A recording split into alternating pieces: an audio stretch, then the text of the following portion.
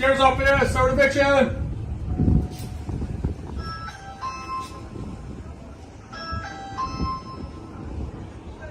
Sheriff's office, here to serve eviction for everybody inside this residence. Okay, we're serving eviction. Open up the door, ma'am.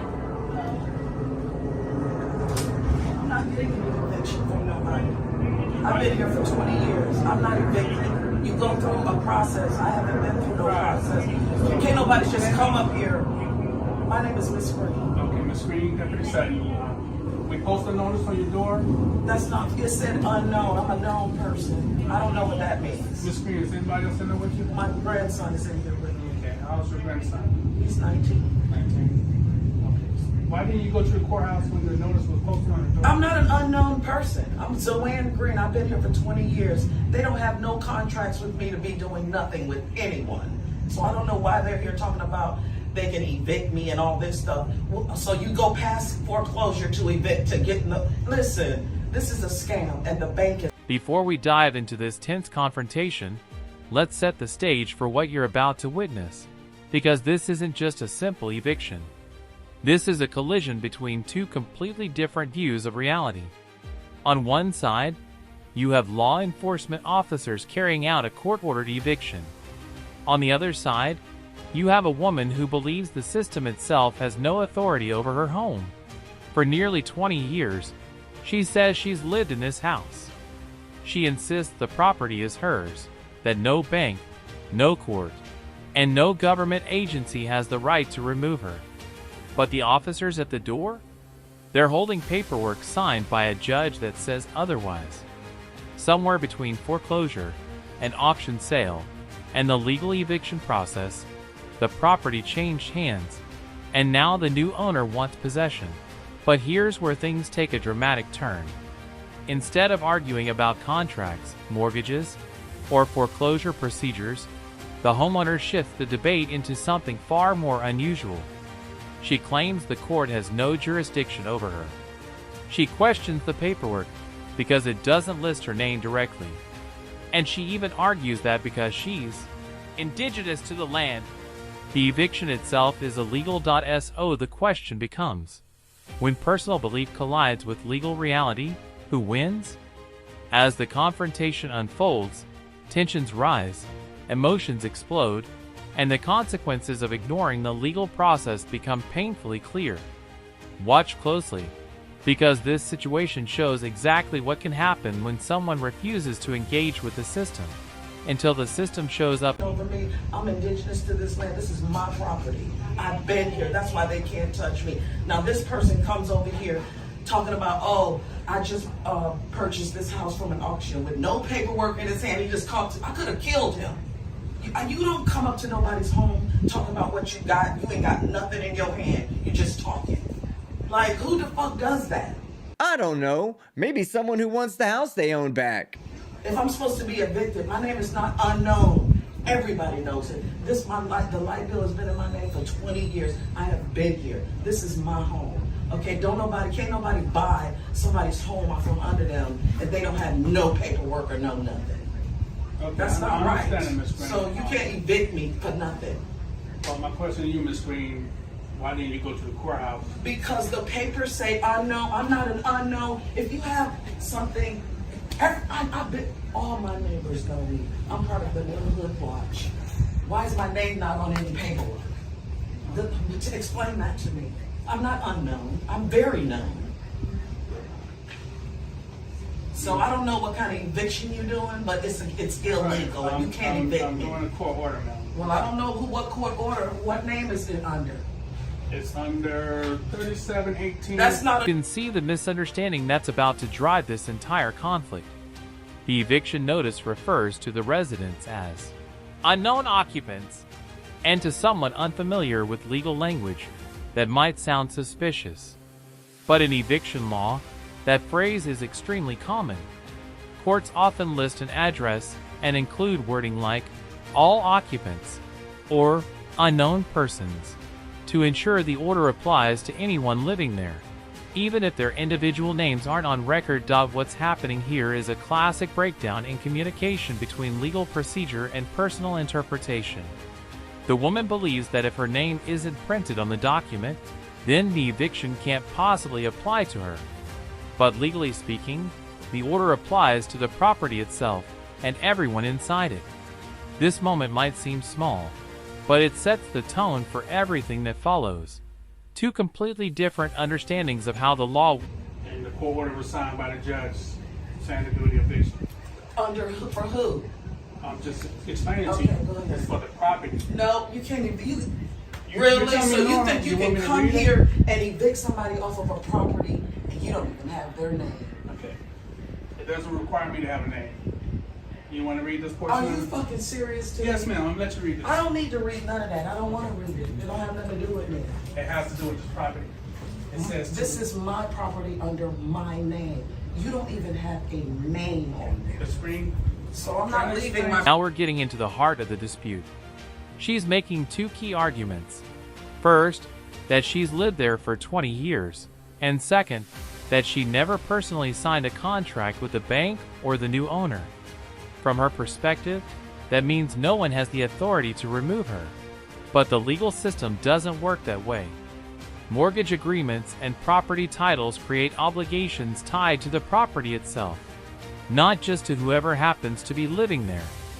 If the mortgage wasn't paid and the property went through foreclosure, the ownership could legally transfer to someone else, often through a public auction. Once that happens, the new owner has the right to request possession through the courts. What's really striking here is that the officer asks a crucial question. Why didn't you go to the courthouse?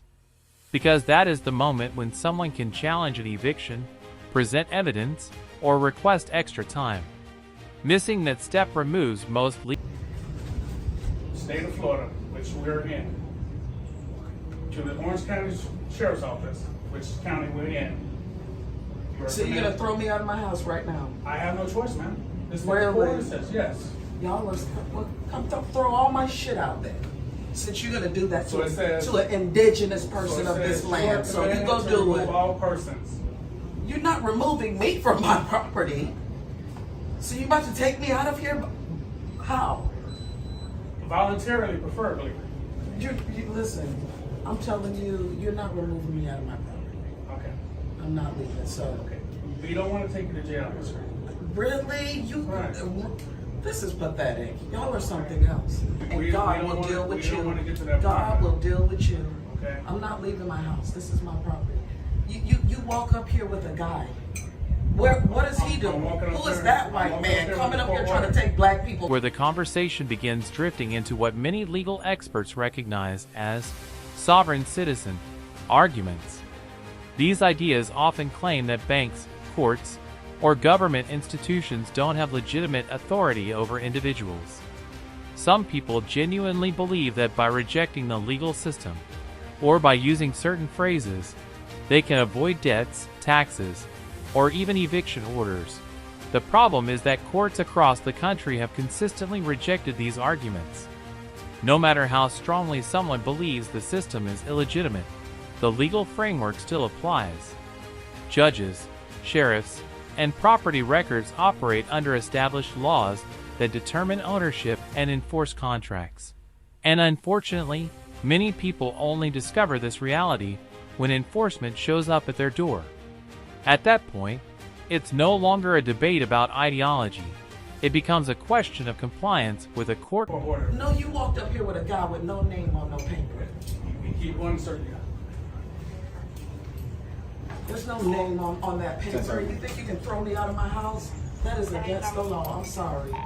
You can't. All right, sir, you gotta leave there.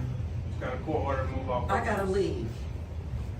Look, all you my like, stuff you can is go in to- here. you All can my go to life the is court. in here. I've been here for 20 years. Really? Just like, that's your mother? This is my grandson. Okay, just like I was running into your grandmother. We got a court order to remove all persons from this address. 31. I need the supervisor to come over here or somebody. Because this is not happening to me. They think they It's can an just come and eviction. take you out your home. That is a shame. Here we see the legal technicality that she's focusing on. The eviction order lists the address instead of her personal name. To her, that seems like proof that the document is invalid. But again, in property law, addresses often matter more than names in these situations. When courts issue eviction orders after foreclosure or auction purchases, they frequently identify the property and order the removal of all occupants. This ensures that anyone living there, whether they're tenants, relatives, or previous owners, must leave once the order is enforced. The officers on scene aren't making a personal decision here. They're executing a court directive tied to the property itself. From their perspective, the only options left are voluntary compliance or enforcement of the order. Somebody over You know what y'all. eviction is? Okay, so that's what we're doing right now. You can't evict someone. They don't even have my name on their paperwork. They just want to throw me up out of here. And that guy over there did it. He went and got them. With no paperwork, just come to your house. Y'all do that to black people all day long. He got some paperwork with nobody's name on it. And he thinks he can, for the property, not the persons that's in the Step out. property. You can step out there. Yeah, you're not in trouble. I'm You not want to see scared of it, these right? So it people. says step out. Okay. And I don't even know why you showing it to him. I'm the grown person. You didn't want to look at it, man. I don't need that. And my name ain't on He's it. in the door, right? Yeah, but my name ain't on it. We're in the state of Florida, right? He don't even have his I work glasses for the on. Orange County Sheriff's Office. You are commanded to remove all persons from 3718 I Kitty can't Hawk believe Avenue this. I'm and really put appalled this right company now, in possession people. of the property. This is a shame. So I don't know where they think I'm gonna go. I don't have You no don't place say to go. no I'm gonna sit here on this name damn porch. To remove the person out there? Remove all persons. That's a shame. So, That's- so your I'm gonna best have to interest sue to gather the your shit. belongings because we're I doing don't have nowhere to go. Emotional weight of the situation becomes impossible to ignore. For the woman, this house represents 2 decades of memories, stability, and identity. Losing it isn't just about property. It feels like losing a piece of her life. But from the officer's point of view, the situation is already legally settled. A judge has signed the order, the foreclosure process has already happened, and the property has likely been sold at auction. By the time law enforcement arrives, the courtroom phase is usually long overdone. That's why these encounters are often so heartbreaking. One side believes the fight is still happening, while the other side knows the legal battle ended weeks or months earlier. You can go to the court and try to fight this. Really? But I But I can't- need to get out of my I house can't first. stop this eviction. That is a shame. And look at you. Yeah, we don't enjoy doing this. Yes, you But I have do. a authority You to think do it. you're some. You think Okay, that so this is beautiful. This eviction is You going to love happen, to do- Screen. I'm not leaving my house. I'm not. I've been living here for 20 years. You want me to just up and leave because you came over here on my porch telling me what I got to do. My name ain't on nothing.